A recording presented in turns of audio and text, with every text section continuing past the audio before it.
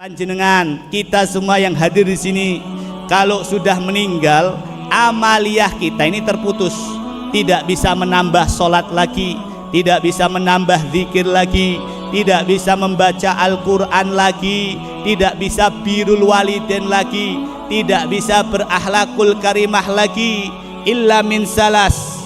Di dalam hadis ini illa min salas, kecuali 3 perkara.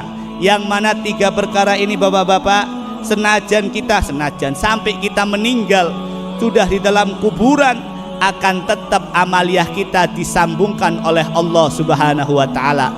Maka kita yang hadir di sini rugi dan rugi kalau kita tidak memiliki salah satu dari 3 perkara ini. Apa yang harus kita perhatikan di antara salah satu 3 perkara ini?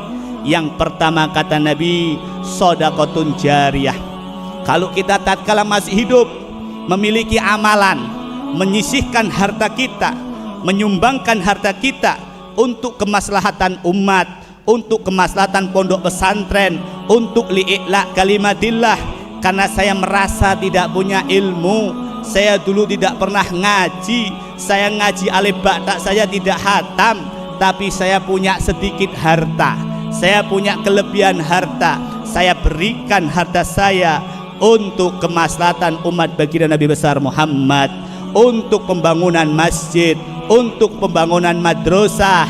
Maka harta yang kita sampaikan akan menjadi sedekah jariyah kita, akan terus mengalir selagi tempat tersebut digunakan untuk membenahi diri orang-orang daripada umat baginda Nabi besar Muhammad sallallahu alaihi wasallam. Tapi alangkah ruginya Pak Bu, tatkala panjenengan, kita semua yang hadir di sini diberikan kekayaan yang banyak, diberikan kelebihan harta, tapi harta kita tidak kita sumbangkan, kita berikan, kita bantu untuk kemaslahatan umat Nabi besar Muhammad sallallahu alaihi wasallam. Kata Imam Syafi'i, ad-dunya halaluhul hisab wa haramuhul iqab. Dunia yang kita miliki halalnya saja akan dihisab oleh Allah, apalagi yang haram akan menjadi adab bagi kita semua. Maka tatkala kita berikan harta kita untuk perjuangan baginda Nabi besar Muhammad, insya Allah akan dibalas dengan syafaat baginda Nabi besar Muhammad sallallahu alaihi wasallam. Yang kedua, kata baginda Nabi, wa ilmu yantafi'u bih, ilmu yang bermanfaat. Ini bisyarah, kabar gembira untuk para asatid, untuk para kiai. Tatkala mereka pulang dari pondok pesantren, memiliki pulang dari pondok pesantren ngajinya, memiliki yayasan, memiliki tempat untuk menyambungkan ilmu agama Allah Subhanahu wa taala, maka ilmu yang bermanfaat ini akan terus mengalir walaupun orangnya sudah meninggal. Kita bayangkan Bapak Ibu-ibu, Imam Syafi'i berapa tahun abad yang lalu sudah meninggalkan kita, tapi namanya tetap dikenang sampai sekarang. Kalau kita mau lanjutkan lagi, tatkala ada orang yang sholat, bisa baca Al-Quran, bisa mengerti ilmu agama, maka pahalanya akan kembali kepada baginda Nabi besar Muhammad sallallahu alaihi wasallam. Maka pesan untuk para asatid, untuk anak-anak yang di pondok pesantren, maka pesan untuk para asatid, janganlah kita merasa kecil hati tatkala kita mendidik anak-anak untuk mengenal ilmu agama Allah Subhanahu wa taala. Dulu saya tatkala mau berhenti dari pondok pesantren Darul Lughah wa Da'wah, saya ini satu kelas sama Kiai Najahul Umam di Dalwa, dan kita pindah ke Rubat Darim Tabaruk, di sana juga satu kelas sama beliau, bahkan sering mutolaah bareng di Ribatu Tarim. Masya Allah. Apa pesan guru saya Abu Yahzain bin Hasan Baharun? Ya Rizal, kalau kamu pulang, la tadruk tadris, jangan kamu meninggalkan ngajar, jangan kamu meninggalkan menyampaikan ilmu.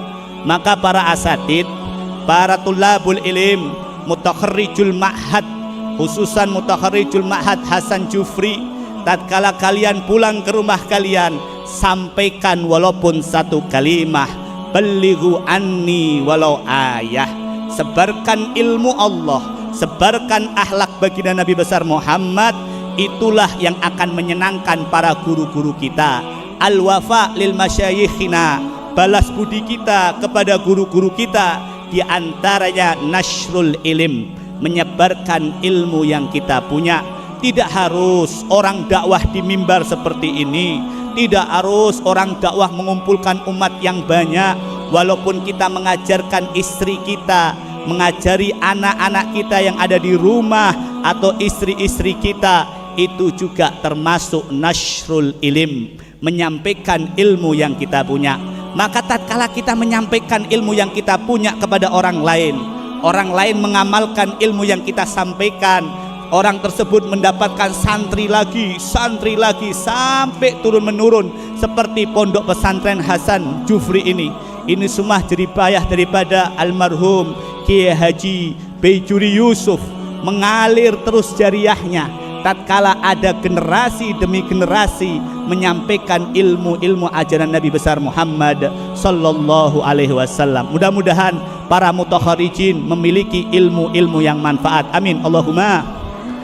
Yang terakhir kata Nabi, awaladun soleh yad'ulahu. Bapak-bapak, ibu-ibu, kita berusaha mendidik anak kita walaupun kita bukan orang yang soleh. Kita menginginkan untuk anak-anak kita supaya menjadi anak-anak yang soleh-solehah.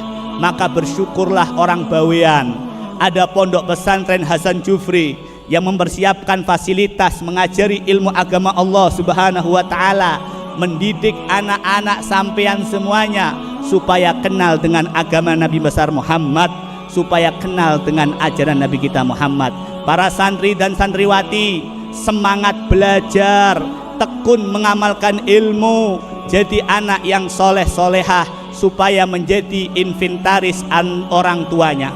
Pak, Bu, Masya Allah Pak, Bu, nggih, kalau kita itu punya anak yang soleh-solehah, senajan walaupun posisi kita dalam keadaan tidak punya apa-apa, akan menyenangkan pandangan kita. Iya apa enggak, Pak?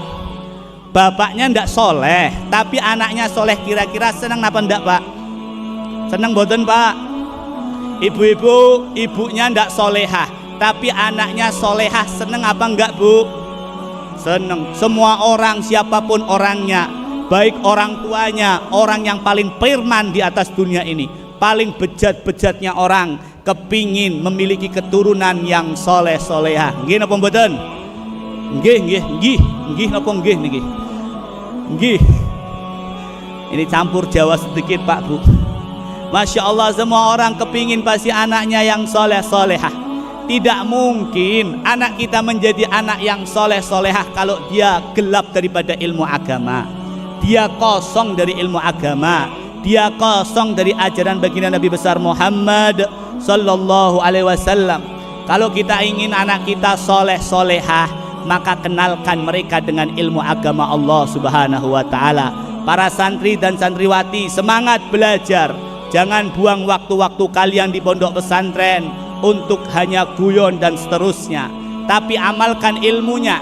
Belajar, dengarkan dari para asatid apa yang disampaikan oleh para ustadz, dipelajari, dimutolaahi, dan pesan Habib jangan lupa diamalkan walaupun satu kali. Karena kalau ilmu kita amalkan walaupun satu kali, Bapak Ibu-ibu, akan memberikan keberkahan di dalam hidup kita. Maka siapapun orangnya, saya itu pernah punya cerita khusus, Pak, Bu, ya. Dulu itu saya waktu mondok di Darul Lughah wa Dakwah, saya pulang dari Pekalongan, saya asli Pekalongan. Masya Allah, saya naik kereta. Begitu saya di Pekalongan naik kereta, saya di gerbong itu, waktu itu kereta belum rapi seperti sekarang. Orang asal masuk aja, Pak Haji, masuk saja. Saya duduk di samping kamar mandi kalau tidak salah. Saya nggak pakai peci juga, ya seperti anak muda biasa. Tiba-tiba ada bapak-bapak preman, wajahnya mungkin hatinya malaikat, gondrong orangnya. Jualan apa, Pak? Jualan tahu, yang seingat saya ya, tahu sama kacang. Nawarin tahu kacang.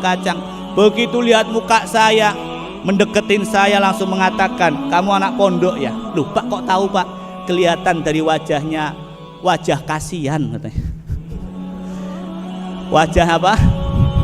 Wajah kasihan. Begitu saya dibilang wajah kasihan, orangnya tertawa. Dalam hati saya, ih nyongkol bener nih orang nih, belum baru kenal langsung ngejek. Kata dia, enggak, saya guyon. Saya tahu kamu anak pondok karena anak saya di pondok pesantren. Shallallahu ala Nabi Muhammad. Saya kamu anak pondok pesantren karena anak saya di pondok Jadi kayak ada magnet, kayak ada apa? Kayak narik gitu, kayak narik. Akhirnya dia bilang apa Pak? Yang bikin saya semangat belajar. Apa kata dia? Saya bilang kepada anak saya, nak, wahai anakku, kamu jangan minder bapakmu jualan tahu sama kacang. Kamu jangan minder bapakmu ini bodoh, nggak tahu apa-apa. Tahu minder Haji? Minder apa bahasa ininya ya? Kecil, berkecil hati. Bahasa Singapura berkecil hati. Berkecil hati. Jangan kamu berkecil hati punya orang tua seperti saya yang nggak bisa baca Al-Quran, yang hanya jualan tahu dan kacang. Tapi jangan engkau minder punya orang tua seperti saya. Saya walaupun orang yang nakal, bapakmu jualan tahu dan kacang muter ini, saya selalu mendoakan kamu supaya kamu menjadi orang yang bermanfaat fid dini wa dunya wal akhirah. Shallallahu ala Nabi Muhammad. Shallallahu ala Nabi Muhammad. Shallallahu ala Nabi Muhammad.